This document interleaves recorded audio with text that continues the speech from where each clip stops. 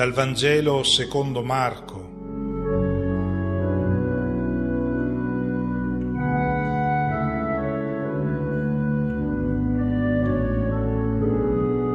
Una buona domenica a tutti. Proviamo a pensare ai discorsi che sentiamo fare dalle nostre sorelle e dai nostri fratelli di fede quando parlano del momento delicato che la nostra Chiesa sta attraversando. Sono discorsi di persone scoraggiate. Dicono: la religione interessa sempre meno, tante sorelle, tanti fratelli abbandonano la comunità, i giovani soprattutto, non appena possono decidere da soli, non mettono più piede in chiesa.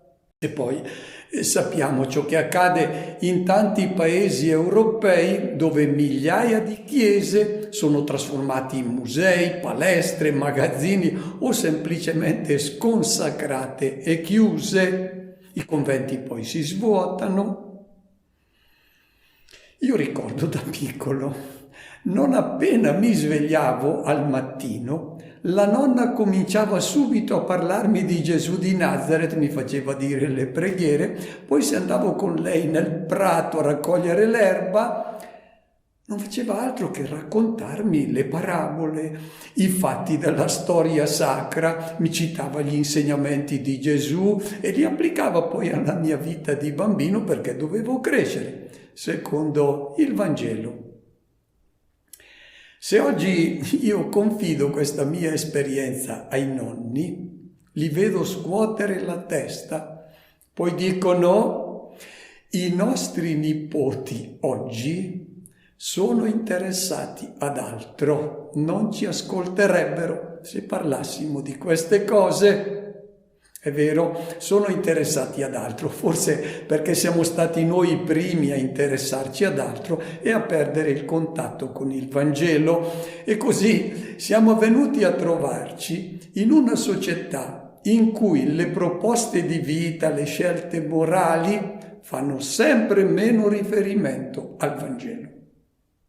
Una società in cui, come diceva Nietzsche, Dio è morto, non nel senso che non credono più nell'esistenza di Dio, ma nel senso che il problema Dio-religione proprio non suscita più alcun interesse. Fino a poche decine di anni fa, se non tenevi presente Dio e i valori morali proposti dal cristianesimo, tu non capivi la nostra società. Oggi si capisce benissimo come si muove la società, anche senza fare riferimento a Dio, ma tu non capisci la società se non fai riferimento al denaro, alla tecnologia, all'intelligenza artificiale. Che cosa fare? Sul volto dei preti, dei catechisti, dei genitori cristiani che vorrebbero inculcare nei figli i valori in cui loro hanno creduto, su questi volti si legge lo sconforto, non lo dicono ma lo pensano. Meglio rassegnarsi. Perché continuare a parlare del Vangelo a chi è interessato ad altro? Bene, ho fatto questa introduzione perché è proprio a queste sorelle e a questi fratelli scoraggiati che sono tentati di lasciare cadere le braccia che oggi Gesù ha qualcosa da dire. Racconta loro 2 parabole. Sentiamo come introduce la prima. Così è il regno di Dio, come un uomo che getta il seme sul terreno. Gesù ha dato inizio alla sua vita pubblica dicendo che con lui era giunto nel mondo il regno di Dio. E questa espressione, regno di Dio, regno dei cieli, è così importante che ricorre più di 100 volte nel Nuovo Testamento. È la sintesi di tutta l'opera che Gesù è venuto a realizzare nel mondo. Un cambiamento radicale della storia, l'inizio di un mondo nuovo. Il mondo vecchio lo conosciamo bene, è quello regolato dalla logica della competizione, dove l'obiettivo è dominare, imporsi, sottomettere chi è più debole, fare il proprio interesse. E da questa logica inevitabilmente poi nascono le guerre, le violenze, le ingiustizie, i soprusi. Gesù è venuto a porre fine a questo mondo e a dare inizio a una società nuova, alternativa, realmente umana. Questo regno, dice Gesù nella parabola, inizia come un seme che un uomo getta nel terreno. L'uomo che semina è lui, che è venuto a seminare nel mondo la logica nuova, quella dell'amore incondizionato, quella del servizio gratuito al fratello bisognoso. Soffermiamoci adesso sull'immagine del seme, perché ha molti messaggi da darci. Il primo: il regno di Dio non è un frutto già maturo che scende prodigiosamente dal cielo.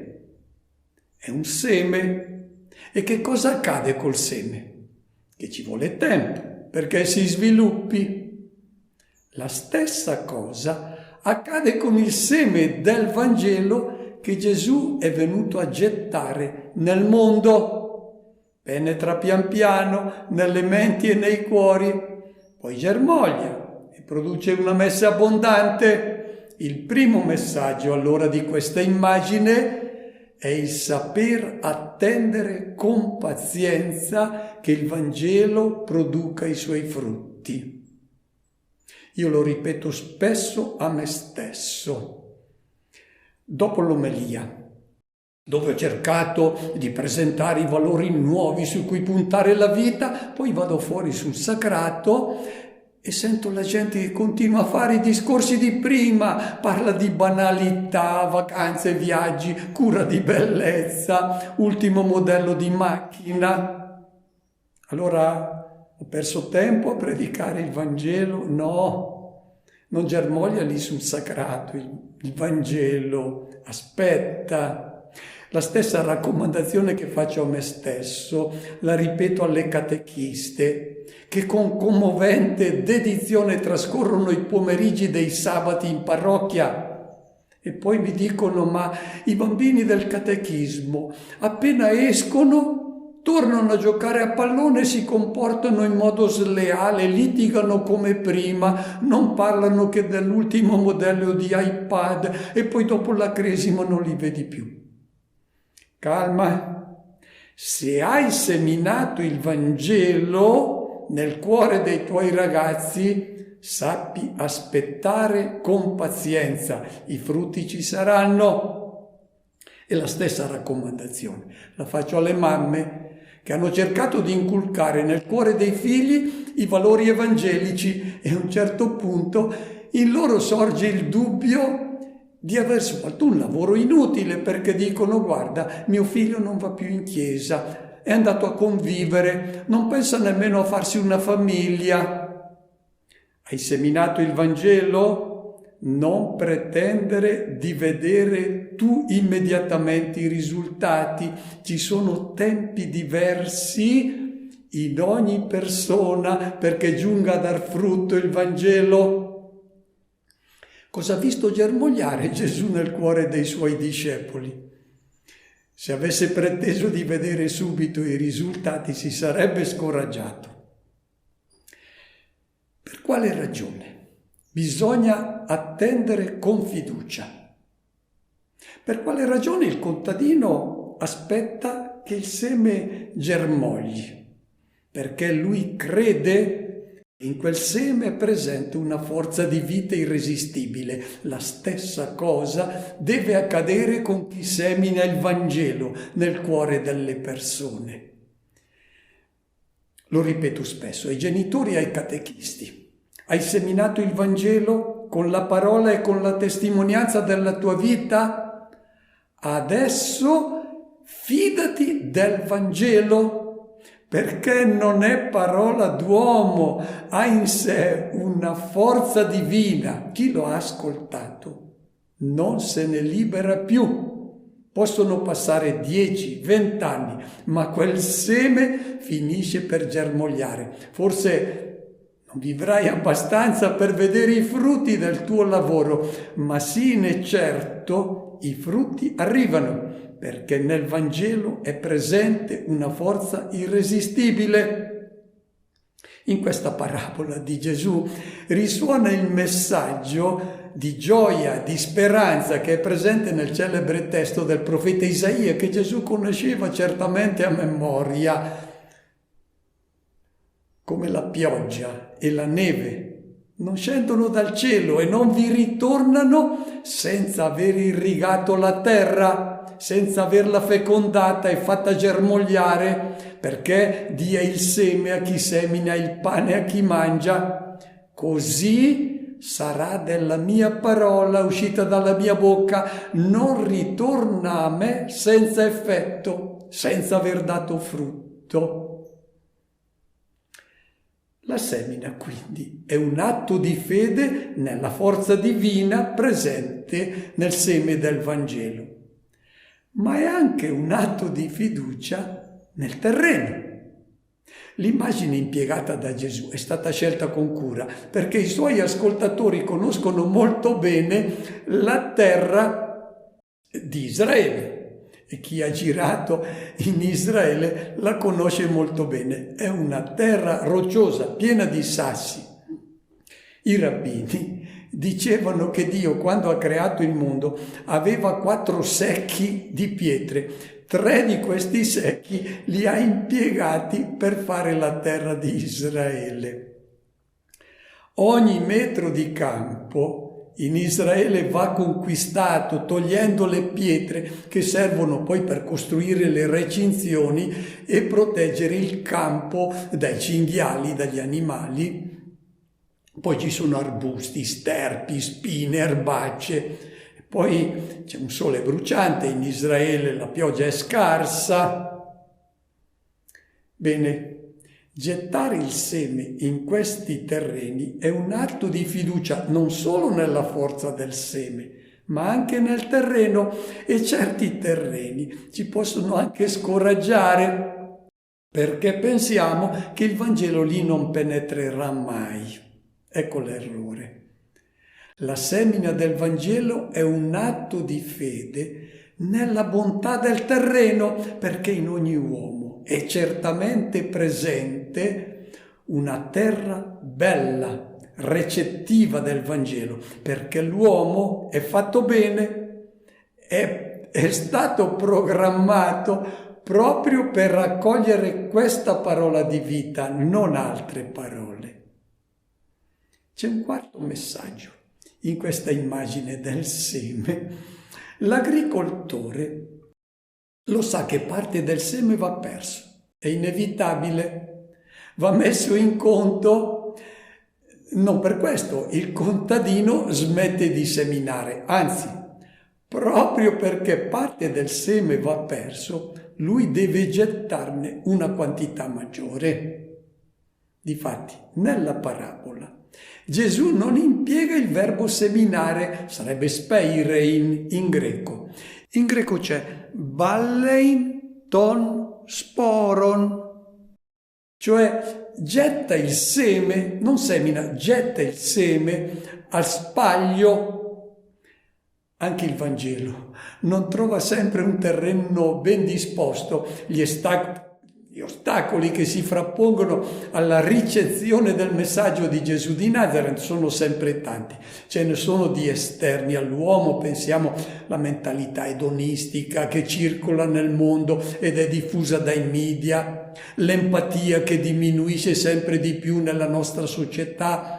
E poi ci sono ostacoli interni alla ricezione del messaggio evangelico, l'indolenza, dissolutezze, vizi, immoralità. Qual è la soluzione?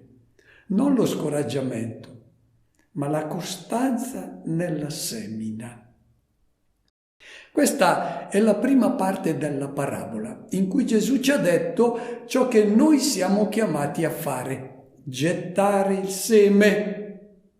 Fatto questo, il nostro lavoro è finito. Adesso tocca al seme fare la sua parte. È lui che deve vedersela col terreno, non tocca a noi spiegare al seme ciò che deve fare. E difatti Gesù adesso ci invita a contemplare ciò che accade sottoterra, cioè nel cuore delle persone dove abbiamo gettato il seme del Vangelo. Sentiamo che cosa accade. Dorma o vegli, di notte o di giorno il seme germoglia e cresce. Come? Egli stesso non lo sa. Il terreno produce automaticamente, prima lo stelo, poi la spiga, poi il chicco pieno nella spiga. Quando alla domenica concludo l'omelia, in genere mi siedo un attimo e rifletto. Il Vangelo che ho annunciato è giunto alle orecchie delle persone qui presenti e io ho finito il mio lavoro, ho gettato il seme. Adesso però questa parola, se rimane lì nelle orecchie, non produce frutto, deve giungere al cuore. È lì dove poi si fanno le scelte, si prende la decisione di aderire a questa parola che poi produce frutti quando viene accolta. In questo passaggio, dalle orecchie al cuore, io non c'entro più. Difatti Gesù nella parabola dice: il seminatore può dormire o vegliare, non c'entra più, è il seme della parola che se la deve vedere adesso con il terreno che incontra. Per me è il tempo di dormire e non posso nemmeno sapere che cosa sta accadendo nel cuore delle persone che hanno ascoltato il Vangelo. E difatti, a questo punto della parabola, Gesù pare compiacersi nella descrizione lenta di ciò che accade sottoterra. Trascorreranno i giorni, passeranno le notti, si susseguiranno le stagioni, verrà l'inverno con il freddo e la neve e si potrà anche pensare che quel seme è morto. Ma poi giunge la primavera ed ecco spuntare prima lo stelo, poi la spiga, poi il chicco pieno nella spiga.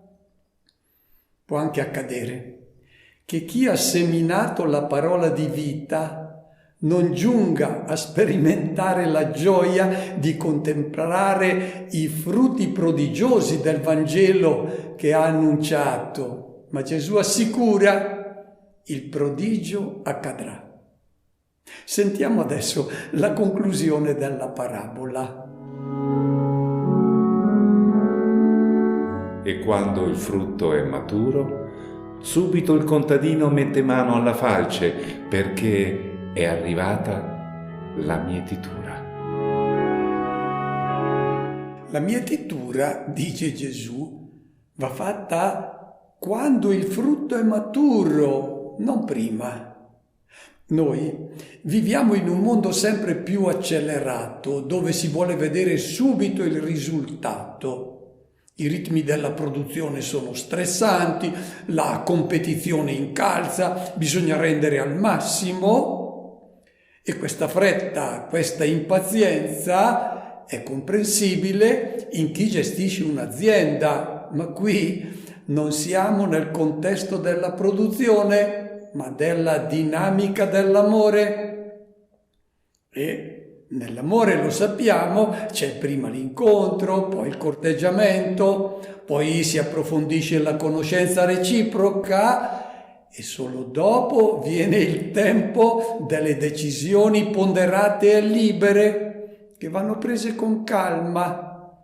Lo stesso accade quando si ascolta la parola del Vangelo che ti chiede l'adesione. È Cristo che attraverso la sua parola ti fa la proposta di vita. Vuoi unire la tua vita a questa parola?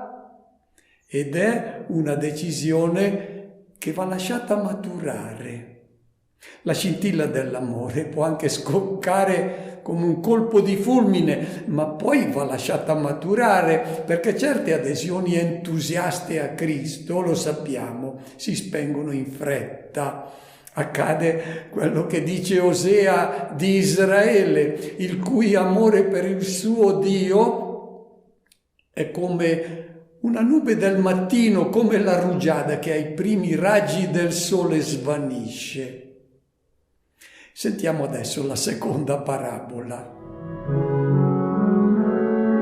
A che cosa possiamo paragonare il regno di Dio o con quale parabola possiamo descriverlo? È come un granello di senape che quando viene seminato sul terreno è il più piccolo di tutti i semi che sono sul terreno.